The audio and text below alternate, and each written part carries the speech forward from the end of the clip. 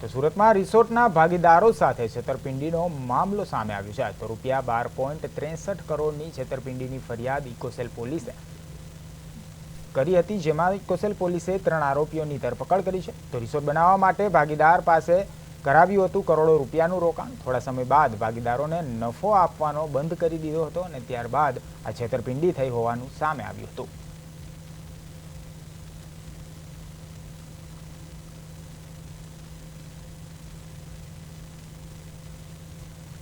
કરતા આરોપીઓ ખુશમન પટેલ અને અન્ય તેમના પરિવારના 2 સભ્યોને મેં ધરપકડ કરેલી છે. તેમના પત્ની પણ ધરપકડ કરવામાં આવેલ છે અને આગળની કાર્યવાહી ચાલુ છે. કઈ રીતની લાલચ આપવામાં આવતી?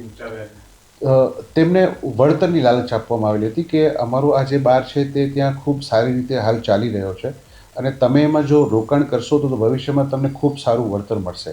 આ રીતની લાલચ આપી અને તેઓને ત્યાં ભાગીદાર બનાવવામાં આવેલા હતા.